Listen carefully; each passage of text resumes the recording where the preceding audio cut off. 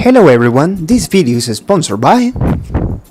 Okay, as everyone might know, I have my Predator Helios 300 and I've been making a lot of reviews about it and such. And to be honest, I really love my Predator Helios. In fact, I think that this project, one of the parts of it, it's just because I wanna take extra care of my Predator Helios and I don't want it to, like... how can I say it, like, to overuse it for gaming, because even if it's a gaming laptop, we need to be sincere here. Laptops suffer when we game on them because of the reduced form factor that they have, because all the components are really close to each other. And maybe it's true, maybe we have like really good temperatures in the CPU, maybe the laptop cooling itself is good, but I know a lot about computers, and to be honest, I wanna take extra care of my laptop so it can last like 4 or 5 years. I still use it as my main computer, but I've decided that for gaming at least I'm gonna try to use this desktop build that I'm making. Okay, so let's talk about this build, because to be honest, since I was really little, I always wanted to build my gaming PC from scratch, like getting the main board, the case, etc. But I've never been able to do it until now, that I said, okay, so this new year I'm gonna start building this thing, and that's what I did. Almost. Okay, so let's talk about this build. I tried to make this computer to be exactly the same as my Predator Helios 300, like to have the similar parts that my Predator has, because I've had a really good gaming experience with my Predator Helios, and I want to do the same with this computer so I don't go over budget and I don't spend too much money building a super gaming PC when I know that with the things that Helios has is more than enough. Okay, so for my build I use a full ATX case that I got here in Ecuador. Okay, as you might know, I live here in Ecuador and I don't have like Amazon to be like buying things online all the time, so also I try to get most of the parts that I could here, so when I go to the US I just get the essentials, or even if I can just not get anything and just enjoy my trips and not getting worried about if the things are arriving, how do I take them in the plane, if they get damaged, etc, etc. Okay, so I got this full ATX case here from a local company that makes cases and computer parts, and to be honest I really like it. I don't know if you can see it clearly because it's like too dark here, but well, let me try playing with the settings a little bit. Okay, so you can see it there a little better. It's a really nice case with a glass door that lets me see the components inside, and it has some fans with red LEDs that looks really cool, and also these like white LEDs that you can see like blue shines in the picture, well, in the video. Okay, what else? Okay, so apart from that, I decided to use this gigabyte, I don't know how to pronounce it, Z170X Ultra Gaming. Why did I choose this mainboard? Well, first of all, because it has all the components that I need. It has a two-way SLI, it has Thunderbolt 3, it supports Intel 6th and 7th generation processors. And this is like something interesting, because when I got this mainboard I was like, oh, so it's gonna support 7th generation processors, and that's why I got my Core i7 7700 processor, that is like the same one that my Predator Helios has. And when I put it on the mainboard, it just didn't work. I thought that the mainboard was broken or the processor was damaged, but the truth is that Gigabyte didn't update the BIOS that I needed in order for the i7 processor of 7th generation to run, which made me spend a whole day looking for who had a 6th generation processor so the BIOS could boot, and then I could update my BIOS so it will allow my processor to run. It was a royal pain in the ass, but at the end I did it, and now it's working really smoothly. And I must say that this mainboard has a lot of awesome features, a lot of awesome applications in which I can control the fans, the LEDs, among other things.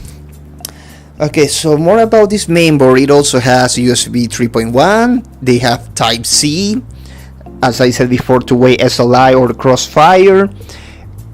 We have also slots for two M2 drives and for U.2 interface. for Intel SSDs. What else we can say about this? We have a lot of SATA connectors. We have gigabit Ethernet LAN. And other cool things that it has. Also has HDMI and mini display port like embedded in the mainboard, which I found really cool. The only bad thing is that it doesn't have a VGA port that some people might say, but that's really outdated. No one uses it anymore. But you know, some people doesn't have HDMI monitors and they still have VGA monitors, and that can be a little pain in the ass sometimes. But anyways, I decided to use a 750 watts power supply unit, also here from a local brand, the same that they did the case. It's a really good power supply. I haven't put the graphics card yet, but I think that it's gonna be more than enough for a GTX 1060, which I'm gonna talk later about. It has a 1TB SATA hard drive disk. I'm planning later on to get an M2 SSD like my Predator Helios has. But for now, because I'm low in budget after getting all these things, I'm gonna wait a little bit until I can finally afford the extra SSD to put it in the computer. Also, I have a second 256GB hard drive disk that I'm putting right now for files holding and other type of storage things. The only thing that I don't like too much about this case is that it didn't come with the front railing in which I can put more hard drive disk in the front part of the CP of the case, because my hard drive disk right now are in the lower part of the case, right next to the power supply compartment. Well, that thing is not gonna annoy me right now because I can get a 3 or 4TB hard drive disk and I won't need that much disks in my build, but it still would have been nice to have that extra slots rails in the front part so I could mount more drives or anything else. Okay, so with the processor, like I said before, I went with an Intel Core i7 7700 3.6 GHz quad core with the stock cooler. I don't think that I'm gonna use a liquid cooling solution or anything like that, because first of all, I'm not planning to overclock this thing, because I don't think that I'm gonna need the overclock for anything, to be honest. And being an i7 with 3.6 GHz and turbo boost up to 4.2 GHz, I think that is more than enough.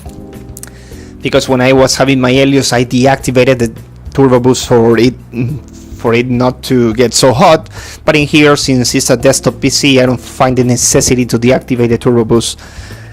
What else I can say? Well, yes, I didn't decide to go with i9 or anything similar, or i7 Extreme Edition, because to be honest, I program, I make videos, I game, but I never find the necessity to go higher than a normal i7 processor. And like I said, this is gonna be like a clone of my Predator Helios, so I don't think that I'm gonna need something higher than an i7 7700. Maybe later in the future, when there's an application that really needs more power, I'm gonna think in upgrading to an i7 Extreme Edition or maybe an i9, but for now I think that everything is completely fine. Also, I was considering changing to Ryzen, but here in my country it's really hard to get Ryzen CPUs or Ryzen supported mainboard, so I decided to just for now keep in the Intel side. So what else we can talk about? Okay, about the RAM memory, as we might know, this mainboard and also this processor works with DDR4 RAM, and I just got 8 gigabytes at, if my memory doesn't fail, 2133 megahertz. I think that the RAM speed, at least for gaming, is more than enough, because to be honest, with lower level RAMs, I've never experienced stutterings or lacking performances, and that's the RAM I could find here.